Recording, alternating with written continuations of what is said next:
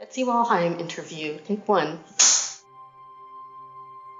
My name is Betsy Wollheim. I am the president and co-publisher with Sheila Gilbert of DAW Books, which this year is 50 years old and was the first company ever devoted exclusively to science fiction and fantasy.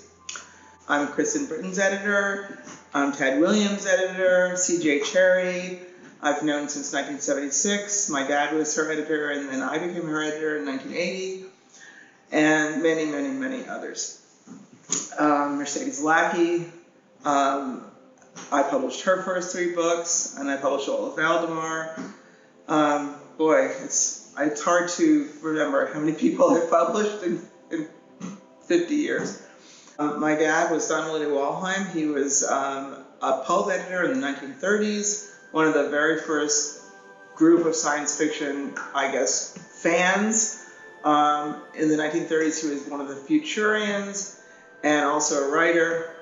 And in 1943, he started to be one of the first paperback editors for Avon Books. And then in 1952, he founded Ace Books on behalf of the owner, A.A. Wynn. So he was the editor-in-chief of Ace Books for 20 years. And then in 1971, he decided he was really sick of working for someone else. So he founded my company, our company. And I have been running it with Sheila since 1985. Before then, I worked in an office between my mother and my father, which was not fun, very difficult 10 years of my life. What makes DAW so awesome compared to other publishers of science fiction and fantasy? Sheila and I don't only own the company, but we are also the editors. And we oversee every aspect of production. So it's a very hands-on operation. Right now, there's a huge monopolization of just about every industry in this country. It's sort of going the way of Amazon. And we're a tiny little company, and we're definitely going to stay that way. So we work with our mother company, with whom we have a contract. And if they suggest something, we listen because we're in partnership with them. Well, I think that DAW has a particularly feminine bent, and I think that's something special about DAW, owned by 2 women.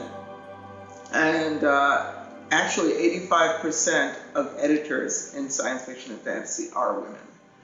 And people don't realize that, because in the old days of the 50s and 60s, science fiction and fantasy was mostly a male thing. That has flipped, thankfully. Isn't DAW one of the last family publishing companies? Yeah, I guess it is, in the sense that I'm my father's daughter. Bain was also a family business, but Jim, is no longer with us, and his children haven't taken over. But I believe Tom Doherty's children are working at Tor or involved with Tor. I'm not sure about this. But. So how does a book get from contract to the fans' hands? Okay, well, let's talk about Green Rider. In 1996, my then assistant editor, who eventually became my managing editor, Deborah Euler, passed me a manuscript from Russ Galen, who is somebody I actually read all the manuscripts he submits, an old friend of mine, an agent.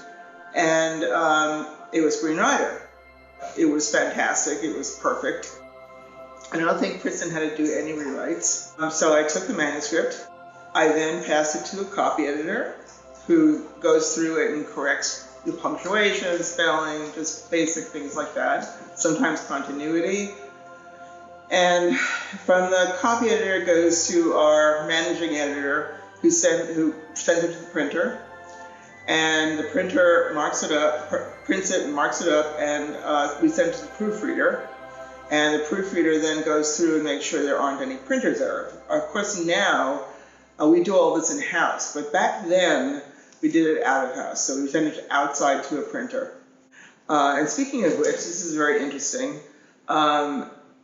Any book, like for example a 6x9 hardcover, has a maximum width maximum spine width of 2¼ inches. So if the book doesn't fit into 2¼ inches, you have to have special paper milled that's thinner. You have to just compress the book into the size of the spine, because otherwise the book will fall apart. And every format has a maximum number of pages. When the proofs come back, they go to the author to double check them. We also design the book, and I designed Green Rider to have a large tree and a horse. And those designs are called dingbats. Very interesting. I thought that was a perfect representation. And those books still to this day have the same design. Anyway, we design the book, and then it goes off to the bindery when it's all basically ready. And we choose the boards, the color of the boards, or the outside of the hardcover. And we hire an artist to paint the cover. The late great Keith Parkinson, did a fabulous job on Green Rider. We were really happy. I remember when that painting came in, it sat on my pink couch, and it was quite large. And everybody was thrilled. And whenever a painting comes into the office, everybody crowds into the room to see it. So that's how it used to be. Now it's all online. And so we then send that to the printer so they can print the cover. The cover is printed separately from the book. And we design the cover by the art direction team designs the cover. And I wrote the copy. And still to this day, even though it was published in 1998, whenever I describe the beginning of this book, I tear up. That's just me. It reminds me of the Magic series by Mercedes Lackey, in the sense that Daniel, her hero for that trilogy, is a real tragic hero. I mean, he does what he doesn't want to do. He wants to die. He stays alive because of his sense of duty.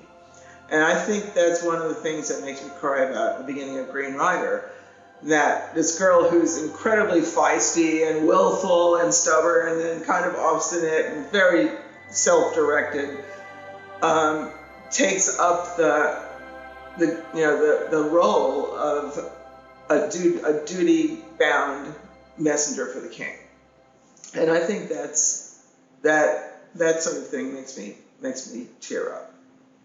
Something larger than yourself. With Kristen, I basically I let her write what she writes, and then I read it because I don't want to know what happens in the story. Some authors will give you an outline, and then you know exactly what's going to happen. And with Kristen, she doesn't, and I am really pleased by that. That whole process takes what? Like a month, right? Oh God, no! It takes 6 months. From beginning to end? 6 months to take a manuscript and get it to the point where it's a book in the warehouse. 6 months. And if you're a genius like my current executive managing editor, Josh Starr, you can do it in 4 months. But it's not ideal because that's less time to copy edit, less time to proofread, less time to correct any errors.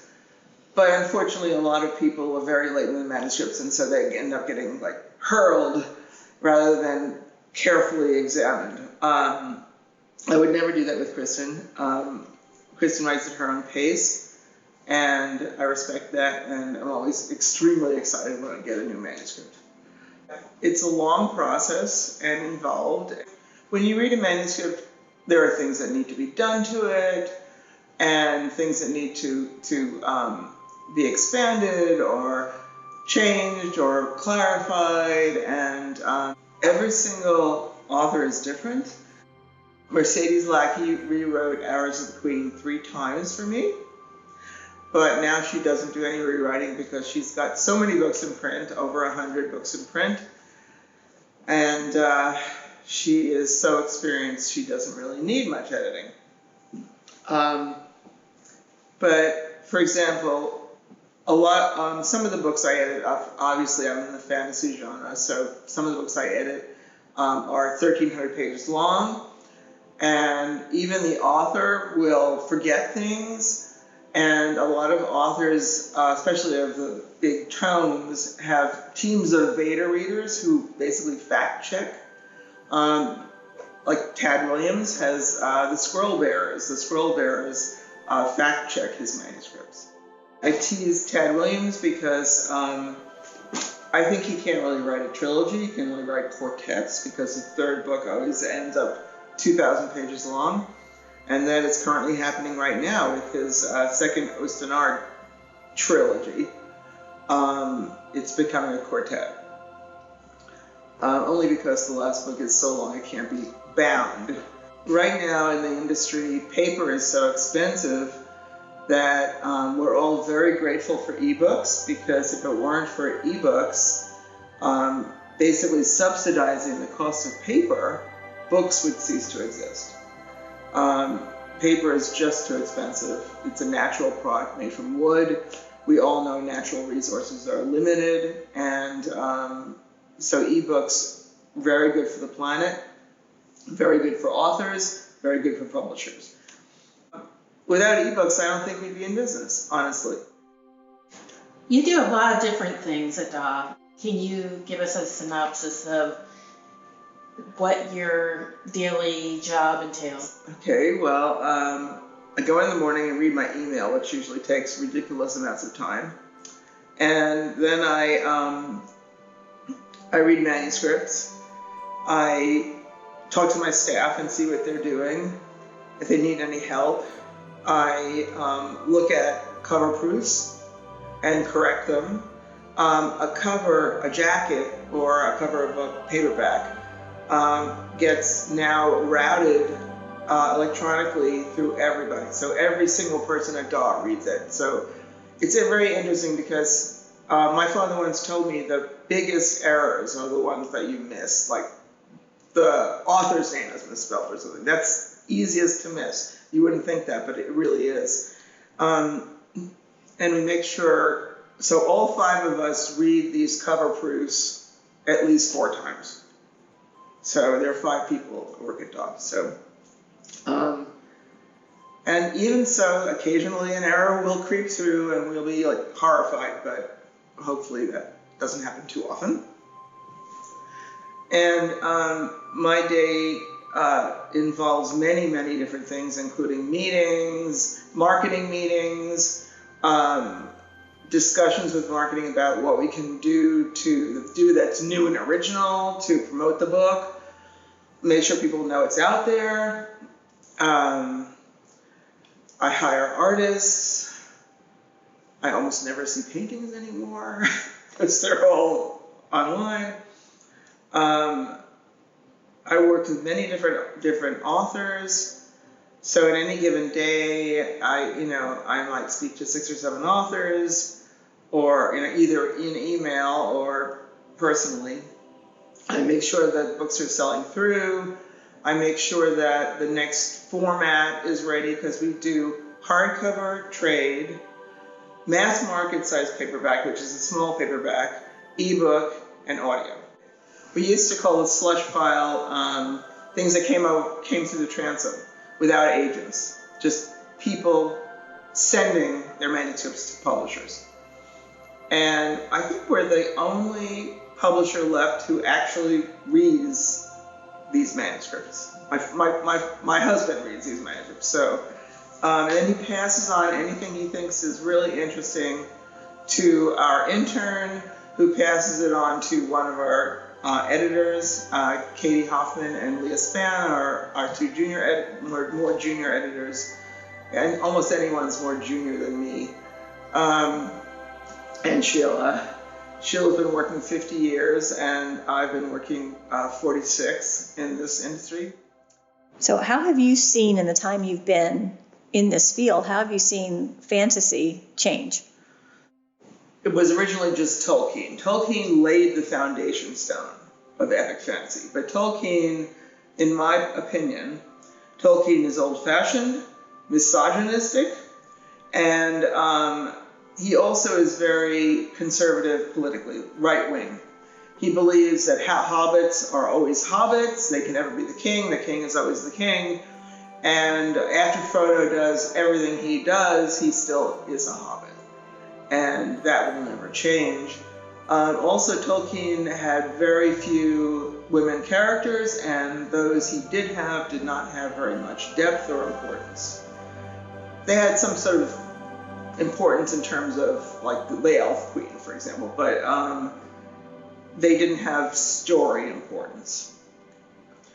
And I think now a lot of women are writing, the same way women are editing. And Kristen is one of the few writers of epic fantasy who is a woman writing about a woman. And that's pretty remarkable, because even women writers write about men.